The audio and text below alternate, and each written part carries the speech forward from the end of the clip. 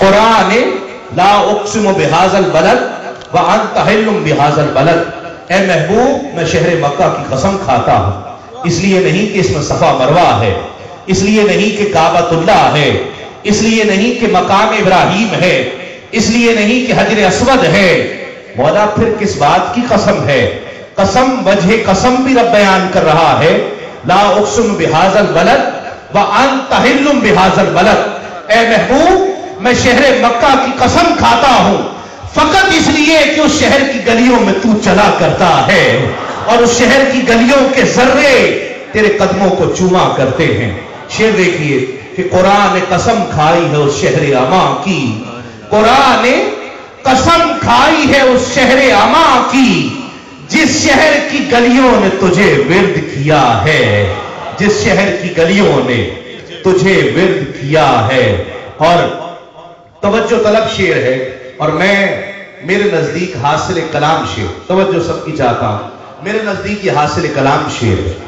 آپ دور کہیں آسمان کو دیکھیں تو ایسا لگتا ہے کہ زمین کے ساتھ مل گیا ہے۔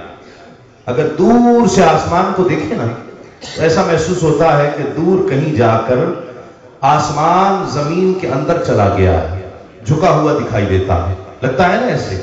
شاعر نے اس خیال کو منظوم کیا کہ یہ آسمان جھکا ہوا کیوں دکھائی دیتا ہے۔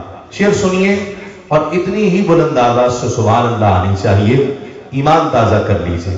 ایک بار تیرا نقش قدم چوم لیا تھا، یہ آسمان جھکا ہوا اس لیے دکھائی دیتا ہے کہ اس نے سفر معراج پر ایک بار تیرا نقش قدم چوم لیا تھا، ایک بار تیرا نقش قدم چوم لیا تھا، اب تک یہ فلک شکر کے سجدے میں جھکا ہے۔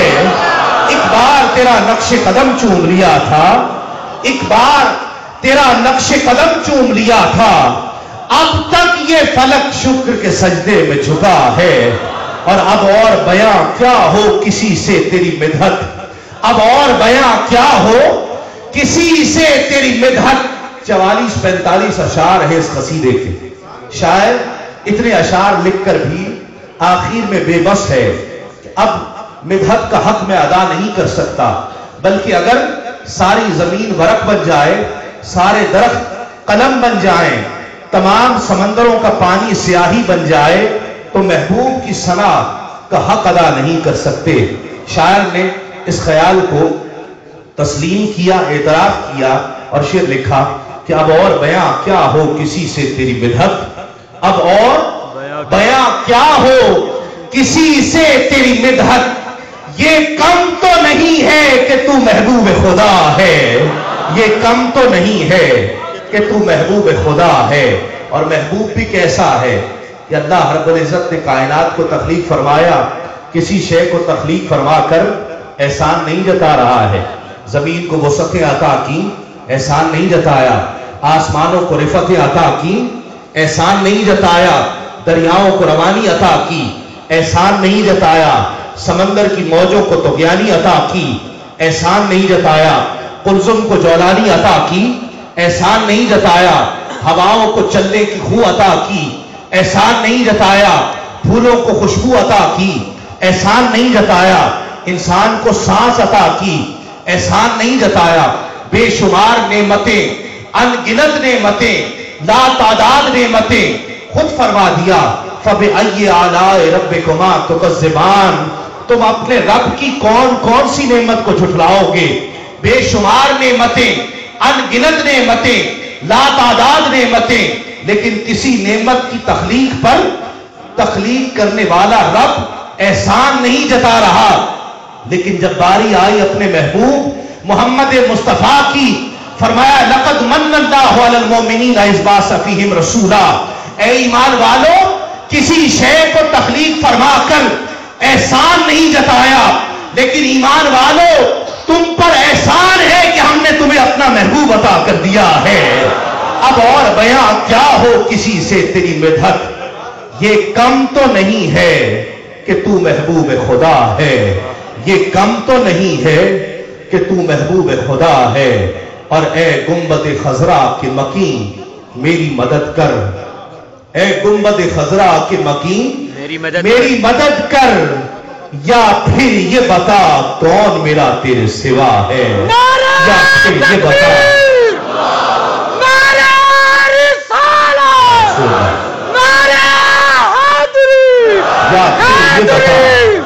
یا پھر یہ بتا کون میرا تیرے سوا ہے۔ آقا علیہ السلام کی ذات حضرت انس بن مالک نے بھی پوچھا تھا کہ یا رسول اللہ، وہ قیامت کا دن ہوگا جب سورج سوا نیزے پر ہوگا، زمین تپتی ہوگی، زبانیں پیاس سے باہر آتی ہوں گی، یا رسول اللہ اس دن اگر آپ کو تلاش کرنا چاہیں تو کہاں تلاش کریں؟ آقا علیہ السلام نے فرمایا اگر مجھے اس دن تلاش کرنا چاہو تو میزان پر چلے آنا، میری امت کے اعمال تولے جاتے ہوں گے، میں ان میں رب کی رحمتیں ڈلواتا ہوں گا۔ عرض کہ یا رسول اللہ وہاں نہ پاؤں تو پھر کہاں تلاش کروں؟ آقا علیہ السلام نے فرمایا اگر میزان پر نہ پاؤ تو پل صراط پر چلے آنا، وہاں میرے امتی اس پل سے گزرتے ہوں گے، میں انہیں ساتھ خیریت کے گزارتا ہوں گا۔ عرض کہ یا رسول اللہ وہاں بھی نہ پاؤں تو پھر کہاں تلاش کروں؟ فرمایا انس اگر میزان پر بھی نہ پاؤ، پل صراط پر بھی نہ پاؤ تو حوض کوثر پر چلے آنا، میرے غلام پیاس سے بلکتے آتے ہوں گے، میں انہیں جام کوثر بھر بھر کے پلاتا ہوں گا۔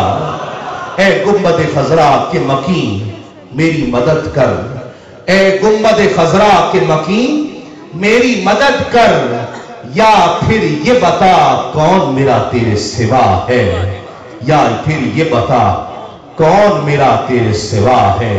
الہام کی رمجھم کہیں بخشش کی گھٹا ہے، یہ دل کا نگر ہے کہ مدینے کی فضا ہے۔ انہی اشعار کے ساتھ بارگاہ مقصود کونین صلی اللہ علیہ وآلہ وسلم میں مدح سرائی کی سعادت حاصل کرنے کے لیے میں اپنے ایوان سے سلاخاں کو پیش کر رہا ہوں۔ انشاءاللہ اس کے بعد عشاء کی نماز با جماعت ادا کی جائے گی۔ تمام احباب تیار ہو جائیے گا، لیکن اس سے پہلے آقا علیہ السلام کی نعت سماعت کیجئے۔ انہی محبتوں کو برقرار رکھتے ہوئے ملتمس ہوں ممتاز و محترم ثنا خان سید نوید قمر شاہ سے تشریف لائیں اور نذرانہ عقیدت پیش کرنے کی سعادت حاصل کریں۔